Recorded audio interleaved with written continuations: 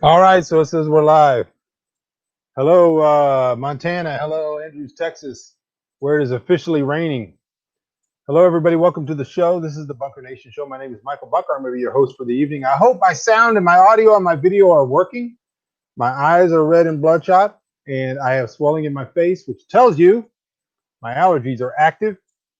But somebody in the comments section tell me if the video and audio are working. Welcome, everybody. Come on in. Hit the like button as soon as you can. And appreciate you guys being here today. If you can't tell, it is hot, very humid, stuffy, steaming here in Central Texas, but it could be worse. Sound and audio are good, excellent. Could be a lot worse. We've had a lot of 104, 105, 106, 107 days this time of year, so anything in the 90s is good. Thank you, Shemaine. But the humidity is so high, I am literally and have been for 2 days drenched. Cannot get dry no matter what I do. I actually went to town today, went to the grocery store just to be in the air conditioning for a little while, just not because I needed cool, because I wanted to dry off. Hello, Cincinnati. Hello, Missouri. Hello, everybody. Come on in. Say where you are. Make sure you hit the like button. Only one person has hit the like button already. Everybody's got it. Even if you're if you're a future person, you're going to be watching this show in the future. You're not catching it live. Smash the like button wherever you are, especially in YouTube. And I'm going to get on to you people about the comments because we've been averaging 4 comments per video on YouTube, which is sad, sad, sad. But anyways, I was talking about how humid it is. As you can see, everything's backward. You can see my dampness through my gray shirt, and that's a constant. This time of year when it's humid, you just stay drenched. In fact, I went down to the root cellar yesterday when it was a little over 100. Hello, Mississippi. Hello, Oregon. And it was 70s down there, but it was so humid, and there was actually mosquitoes down there. Mosquitoes have been horrendous. And so, part of the deal, and I did a video yesterday where I was talking about dealing with the heat, dealing with humidity. You have to stay hydrated, and you are going to stay wet. Now, what my wife does is she takes her shirt and she dips it in cold water regularly, like every hour or so, and she walks around in a wet shirt. And I don't do that just because it seems like a lot of trouble, and my shirt's wet already. And so I sweat plenty enough to stay wet. What I do actually is the opposite. I wear about 4 shirts during the day, and I go on walks and I do my work and I do my chores and I feed the pigs and I feed the chickens, whatsoever, whatever it takes. And I come in and I pull my shirt off because it's just dripping wet, and I put on a dry shirt and I hang that shirt to dry, and I put it back, and I swap back and forth. So I usually put on a dry shirt, mainly because as opposed to her, where she's using the evaporative cooling, I get like heat rash and everything if I stay wet all the time. So nobody probably cares about any of that. Hello from the New Jersey Pinelands. I do need a bug net for the hammock. I'm actually got one picked out. I got a hammock picked out that has a bug net that has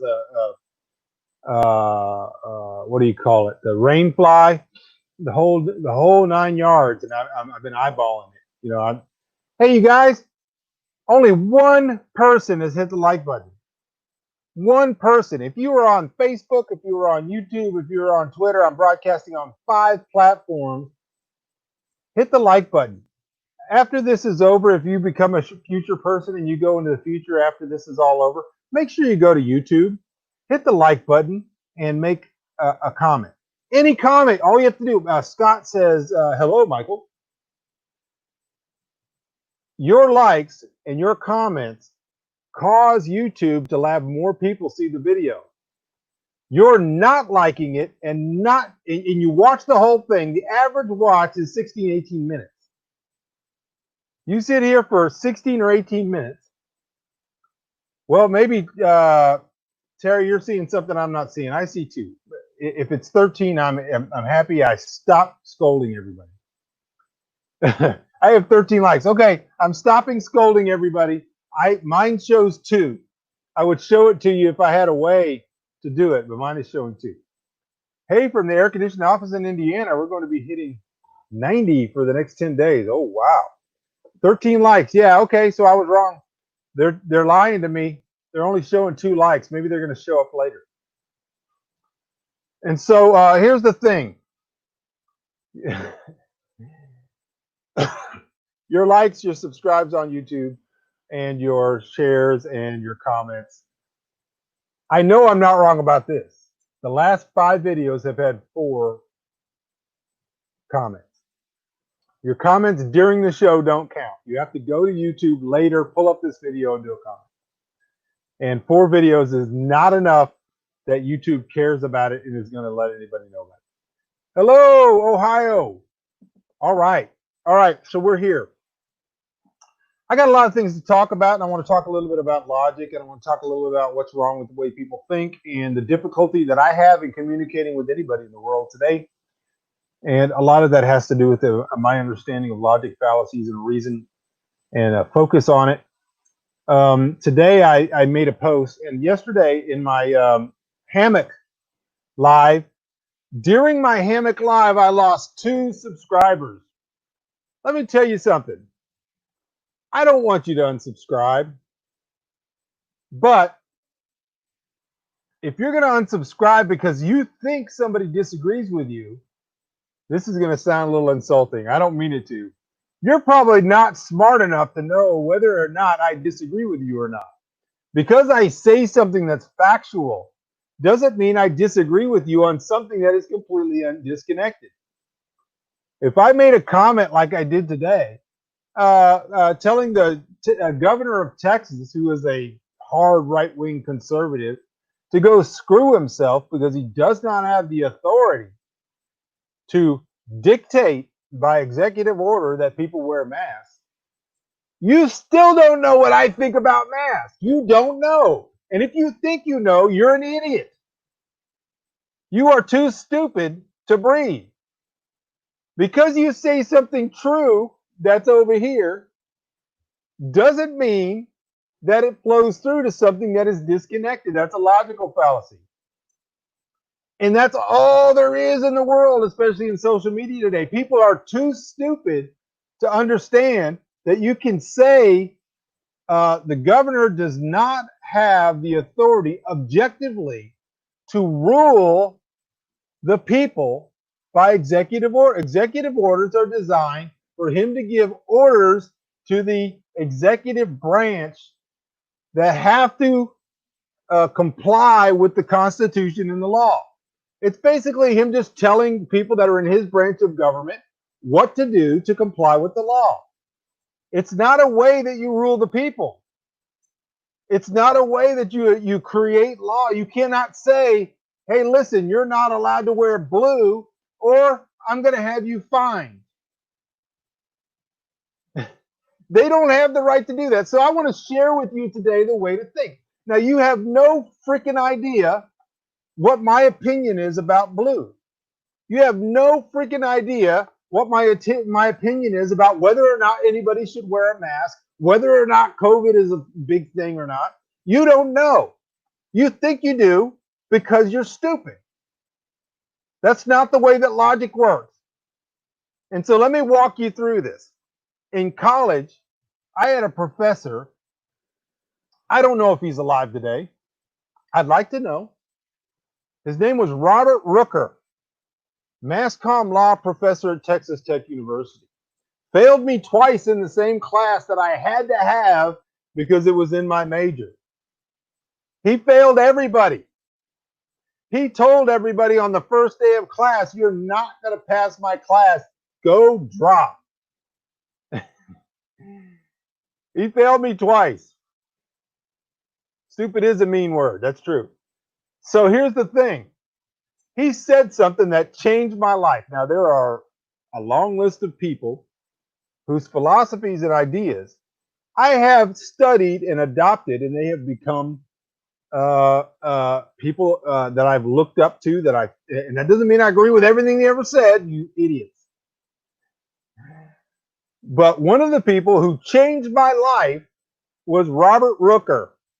And here's what he said. It was the first or second class. He said, and some of you out there might run for office someday. Maybe you want to be a county commissioner or a city councilman, or maybe you want to run as an attorney general, or you want to be a governor or president or whatever. If you do, if you ever want to be in politics, I'm going to change your life. All right? Here's what he said. The first question any authority has to ask themselves when presented with a position, presented with a law, presented with a case, perhaps you're the Supreme Court, a case appears before you, or you're a lower court, or you're a judge, or, and maybe Frank is here. Frank is here, maybe he can chime in. Frank is a judge. Or you're a city councilman or whatever, and somebody brings forth, they want to, the thing you do in America today is you say, there should be a law. So here's the thing that Robert Rooker said. The first thing you have to ask yourself is, do I have the authority granted to me specifically, carefully enunciated, to act in this case? In other words, somewhere out there, is there a law lawfully passed that allows me to do what the mob wants me to do? If you receive a case and the case says that the local government made a law that you're not allowed to have a blue dog, I have no problem with blue. And you're a judge, and you get this case in front of you. There's a couple of questions you have to ask yourself. Did the magistrate who made this rule, the magistracy, have the right to do it? And where did it come from? They have to present where it came from. Not because they're the magistrate, just because you're the magistrate doesn't give you any authority. So first of all, you have to ask yourself, did the magistrate who made the rule have the authority to do it? And where did it come from? Let's look into that. If he did have the authority to do it, does he also have the authority to rule on it? And the next thing, do you, the justice or the person ruling now, have the authority to examine it? In other words, do you even have any jurisdiction here? These questions have to be asked first. So all the stupid people are out there, and they're going, well, masks stop this and that, science, science, science. And all the other stupid people are like, mask or we hate masks, mask, mask, mask. And there's this big mud war between the pro-mask and the anti-mask, and it's like the star-bellied sneetches and the plain-bellied sneetches, and they're throwing pots and pans at each other or whatever. And so the governor comes in and he goes, I'm going to come in here and I'm going to do something. I have passed an executive order that says that you must wear a mask. You, sir, do not have the authority given to you by anybody. Not the Bible, not the law, not the Constitution, not anybody in Texas to do that. Your first question should have been when the mob said do something, is to say, okay, let me look and see if I even have the right to do that.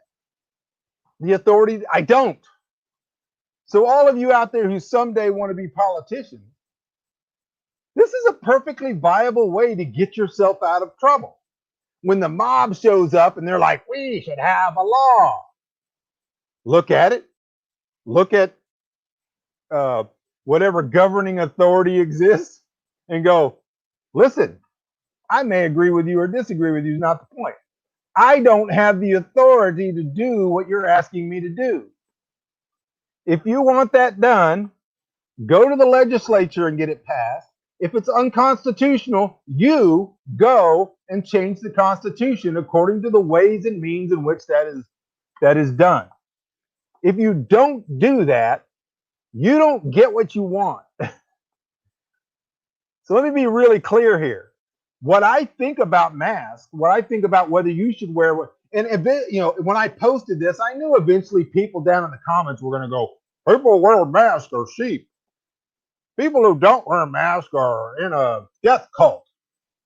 I didn't make any comment about whether you should wear a mask or not. I have no idea whether you should wear a mask or not.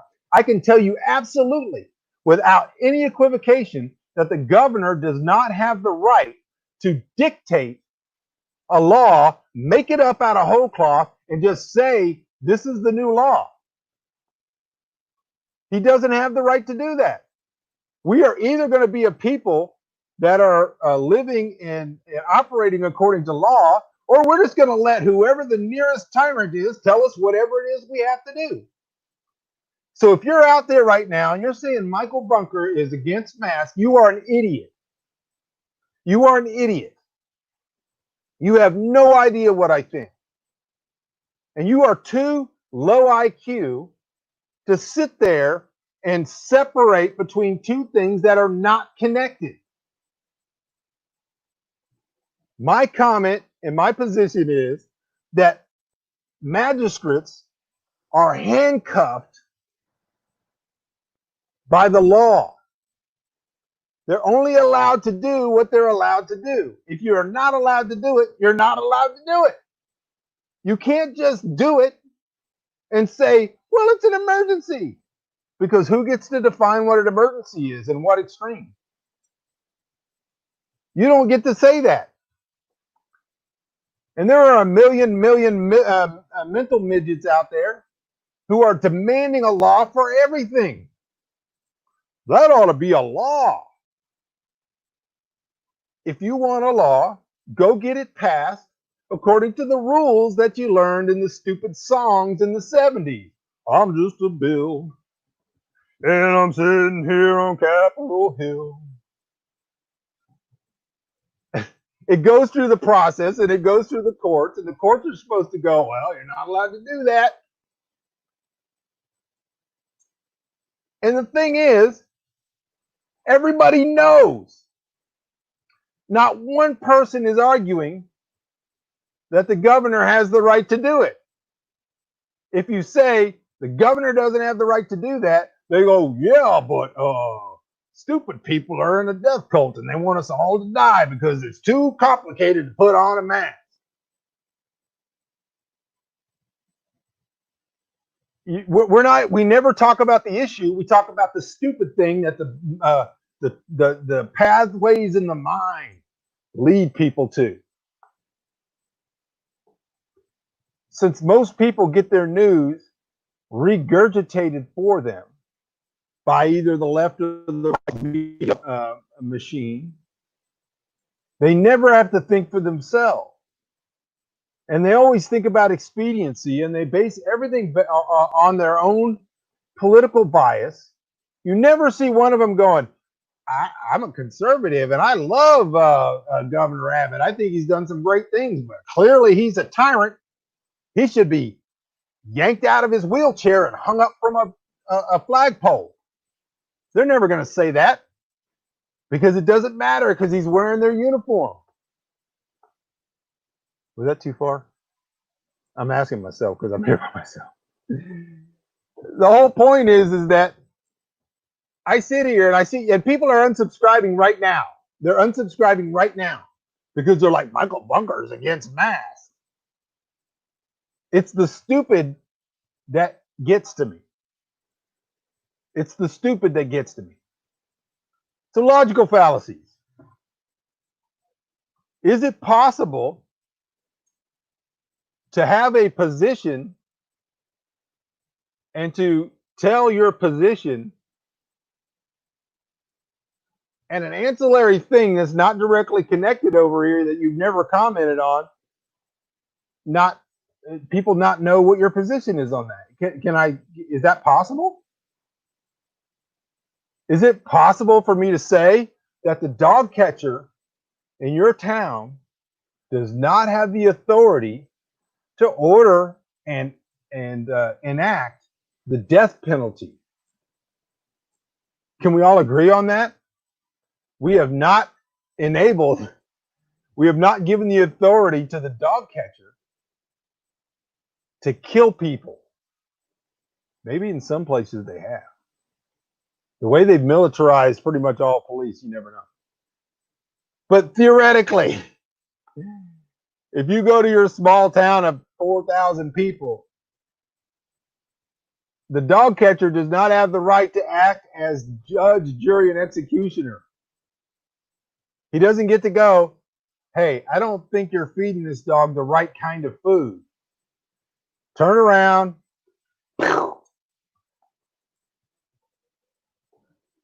Right? And so now that's the position over here. Over here is whether or not people should misuse or abuse dogs. If you're the kind of person who thinks you know what I think about masks merely because I said that the governor doesn't have the authority to do what he did, you're the kind of person who would go, Michael Bunker said that the dog catcher shouldn't be able to execute people, therefore he likes dogs being abused. That's the kind of stupid, that's the level of stupid we're dealing with. Those are the people who are going, unsubscribe, I'm unsubscribing. I didn't subscribe expecting some guy to go off about the governor. And the thing is, I mentioned this on yesterday's program. And this is probably what got me a bunch of unsubscribed yesterday. People come to their opinions, which are chewed for them and made for them. They don't think of them on their own. They don't have the ability. They come to their opinions based on their political position. Their opinions on things are based. I showed absolute evidence of it yesterday. I showed where 75% of Democrats thought the economy was great, and 25% of Republicans thought the economy was great until Election Day 2016, and then the next day they swapped positions. Their position on whether the economy was good or bad had nothing to do with anything to do with the economy, and had 100% of who was in power. That wasn't a pro-Democrat, pro-Republican point. That's a fact. And I guarantee you there were people like, unsubscribe. I'm unsubscribing. And I probably haven't looked. I probably have had some unsubscribes now from morons who think that somehow they know what my position is on wearing a mask, based on the fact that the governor of Texas does not have the right or the authority to dictate by executive order that people wear a mask outside, regardless of what he thinks or what his opinion is. Nobody's given him that power. He doesn't exist. He's taken it upon himself to dictate by fiat, which is not the system that we have. That's not the system we live under, regardless of whether you're on the left or you're on the right or whatever. I've changed from 6 months ago. I have no idea what better look in the mirror means. Here's my problem. When you say look in the mirror, it's showing sorry, you haven't said anything. And the sorry means that you expect that what you just said was insulting. So come back and let's clear that up. Yeah, I don't know what that meant. That was like a passive aggressive thing. I'm trying to figure out what it is. I can almost guarantee you I know what it is. I'm going to deal with it when it comes up. I get it all the time. It's my dress and my hair is long and my beard is shorter. All things that are explained by other things other than what this person is thinking that they are. People are too emotionally fragile. They are, and they don't think very clearly, and they operate using logical fallacies, which we're about probably to get a good dose of. and I'm just the man for the job. My politics are, you don't know my politics. You don't know them at all. That's what my whole point was in the last 25 minutes. To say a fact is not politics. You have no idea what my politics are. You have no idea what my opinion is about any of those things.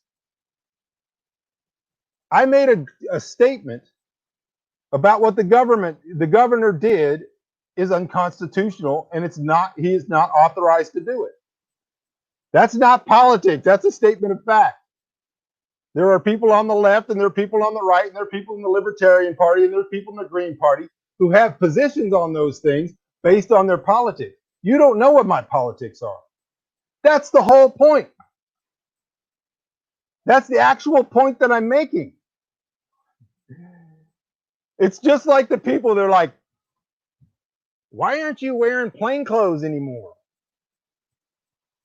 Because I lost 101 pounds. I can't afford to continue to buy a new wardrobe when I don't know where I'm going to land weight-wise. I don't have the same body I had 6 months ago. When I get settled and I figure out what I'm going to weigh and it stays steady, I will go out and buy. In the meantime, I'm wearing free clothes, donated clothes, and clothes I get from Goodwill. Oh my gosh. Thank you, Terry, for the super chat. Appreciate it. That's the way we keep going. Here's the second one I get. Your hair is long. I hate long hair. I have a long record of hating long hair, but your hair is long. That's because I haven't cut it. There's a couple of reasons for this. The main reason is that I have an opportunity to play a part that I wrote in a movie. And I want to give the people who do that, if I happen to, and I'm no promise that I'm going to be in the movie, but I want to give them the most opportunity to do whatever they want to do without it being fake. So the second thing is the beard. Well, there's a lot of reasons for that. Number one, I'm trying to get a part in a movie. My belief, according to the scripture, is that a man ought to have a beard. I wrote a book about it, and I still have one. The length of it is nobody's business but mine. It's not a doctrinal issue. It's my own opinion. So we've dealt with my clothes. We've dealt with my beard, and we've dealt with my hair. Is there anything else? And the fact that you don't know my politics. Is it biblical to be apolitical? I'm not exactly sure, because we would have to define several of those terms. To be apolitical means without politics. Somebody will come along and they'll redefine politics to mean merely opinions. This is generally what happens, and so I'm not yelling at anybody right now. I'm just saying, if we don't define words, then we don't know what the other person's saying when they mean, or what they mean by what they say. If I say I'm apolitical, and then somebody else comes in and says politics is merely defined by your opinions about the state of the world and the things in it. Well, then I'm not apolitical. That's not the definition of politics in its modern sense. But if you're going to use that definition, then I am not apolitical. If by politics you mean the system that exists in which people are forced into a blue or a red or a green box in which they go down and they pull a lever or they vote, then yes, I'm apolitical. I don't believe in that system. I don't believe that it's biblical at all. And we can get into that. That's my whole talk about constitutional monarchy. And I would go back and I would use the Bible to prove that we have absolute evidence that God authorized judges to rule. Then he authorized kings, even though he warned the people and said, you don't want one. Don't ask me for a king. If you ask me for one, I'm going to give you one. And if I give you a king, they're going to chain your children to their chariots, and they're going to do all these evil things. And the people said, we want a king. And so he gave a direct authorization for a king. There is zero authorization for any of the systems that we have developed of political rule since the king. So I can't just answer your question because it would take huge amount of defining terms. It is biblical to be apolitical if you mean by politics what we consider today to be the voting blocks and going down and being part of a party and all that kind of stuff. It is not biblical to be apolitical if it means merely having opinions and strong opinions about things that are going on in the world. Small-minded people attack the person when they either don't know or can't penetrate the other person's opinion in politics. That's true. And you have two things. You have small-minded people and you have people that are just not very intelligent. And that's what I'm dealing with a lot. I'm dealing with a lot of people who are just not intelligent. And therefore, they don't know something, but they make an assumption because of their own ignorance. And it's this whole thing where the less you know, the less intelligence you have, the more you don't know that you don't know. And so you think you know all because you know what you know. And I deal with that a lot. And so I spend a lot of time on this show and I talk about logic fallacies and this whole point, and I'm 31 minutes in, has nothing to do with politics. This is a logic fallacy lesson. My whole point that if I wrote one line on a piece of paper, it would be, I said that the governor doesn't have the authority to do something, and people took that and believe they understand my politics from it. That's the whole thing that I was doing here, and I just proved it in real time. So I've done other videos about logic fallacies. The last video I did was on the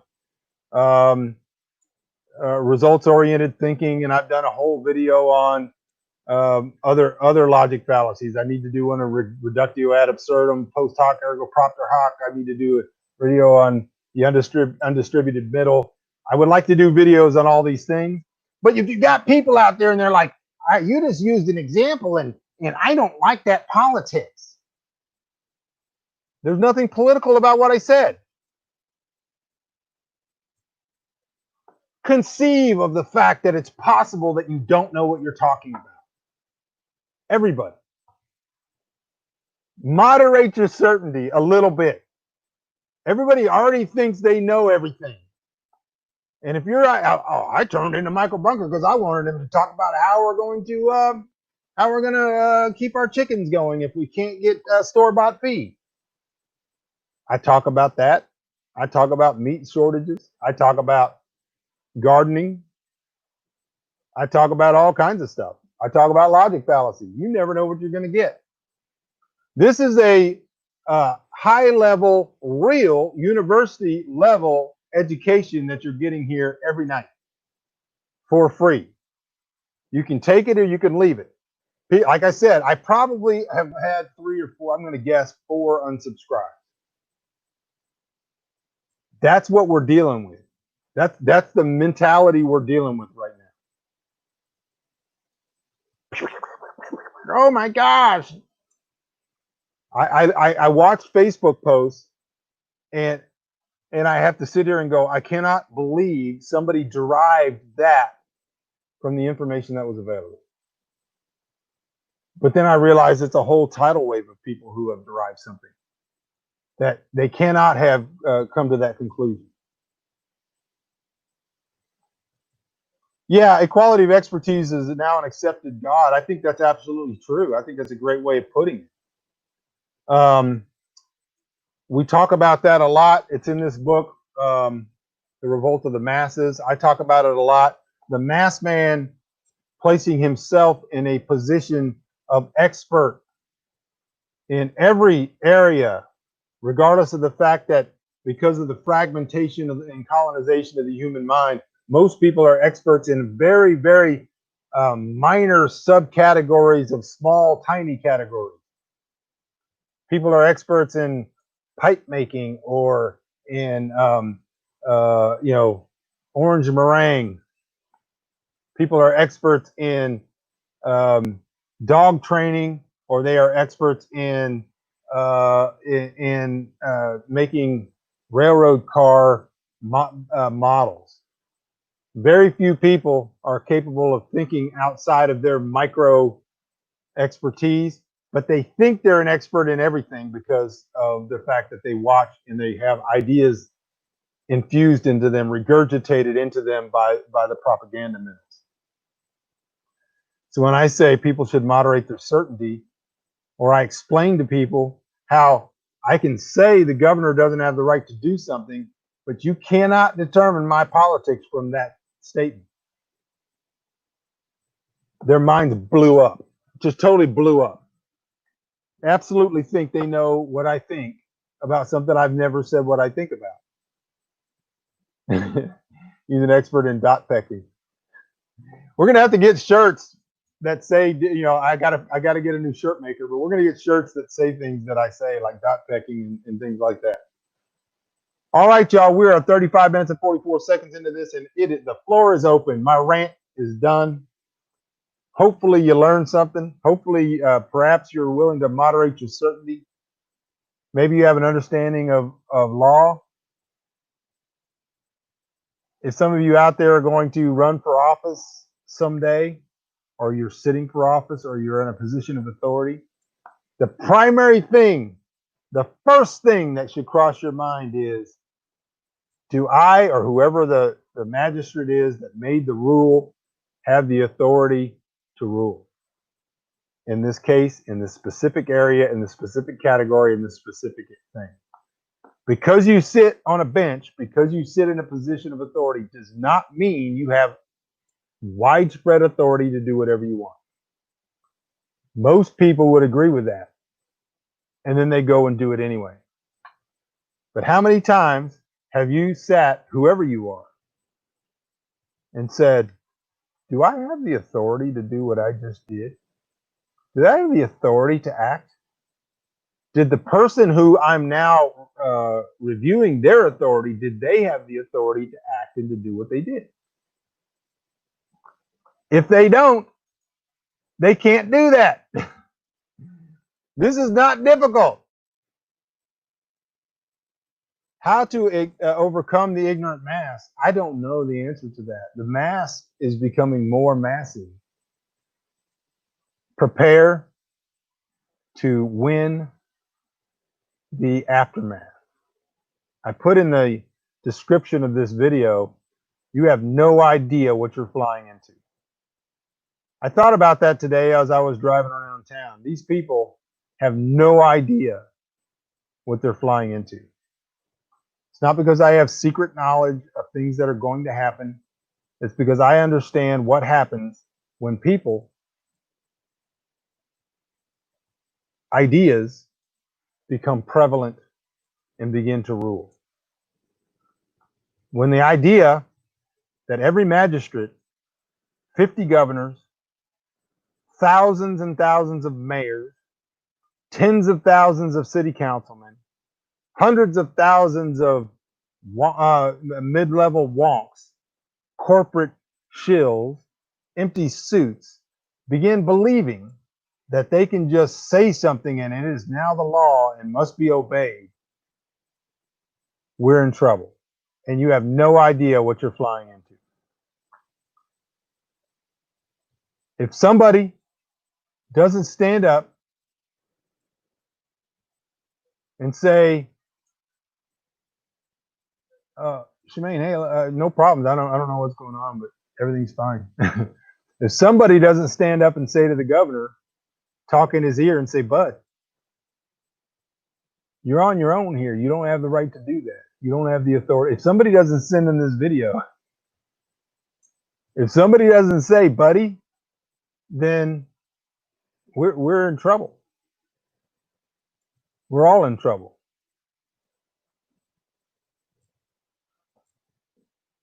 Yeah, rule enforcements, right? So it's not law enforcement, it's rule enforcement, which means they didn't pass it. It didn't go through the legislature and then people then go through the courts to make sure the legislature had the right to do that, right? That's the way our system works. We have a system of checks and balances. And by we, I mean you. If you want something done by law, you go to the legislature. The legislature has to get it passed. That doesn't mean it's a law. and then the executive has to sign it into law, and then the judiciary gets to determine whether or not any of them had the right to do that.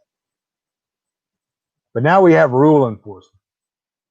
The city of Abilene, 5 minutes after the governor made an unlawful and unconstitutional decree, said, we will enforce the rule. $250 fine, no jail time, which is bullshit, by the way. Sorry, I apologize to my wife. We need to get a jar that I put something into. You can't have a fine and say no jail time. If you can fine me extrajudicially, which means there's no law that allows you, there's no authority that allows you to make a law in the first place, and you can fine me extrajudicially, and you say $250 fine, but no jail time. What do you do when I say, no, I'm not going to pay it? Eventually, the guns come out. Doesn't matter what the rule is. If you say you're not allowed to wear shoestrings anymore, it's triggering to people, and people are going to start committing suicide. No more shoestrings. Starting today, in the city of Abilene is like, we will enforce the governor's no shoestring rule. No jail time, but a $250 fine. I wear shoestrings because I'm not going to listen to a unjudicial, unconstitutional mandate. And they go, here's your $250 fine. No jail time, just pay the fine. And I go, no, I'm not going to pay it. They'll send me a couple of warnings. And then what they're going to do, let me show you what they're going to do. They're going to put it on my driver's license, and they're going to put out a warrant. They're going to say, it may not be a warrant for that because they said no jail time for that. What they'll do is they'll say, you don't get a new driver's license until you've paid your fine. You don't get a hunting license. You don't get anything from the state until you've paid your fine. So I don't get a driver's license. So now I can't drive legally because I got a fine that's unconstitutional. This happened to me, by the way. For 8 years, I drove without a driver's license because of an unconstitutional law that was declared unconstitutional that they had to take back. And what did they do? They said, you don't get a driver's license. If they tell me I don't get a driver's license, I'm going to drive without it. When I drive without it, that's the offense that's going to get you put in jail. That's the offense they're going to eventually shoot you for. So don't tell me that this $250 fine doesn't involve jail time, because that's crap, and you know it is.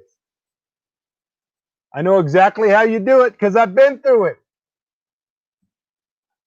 All right, I probably ought to stop this before I hemorrhage any more subscribers. I should be getting 10, 20, 30, 60, 80 subscribers every time I do one of these.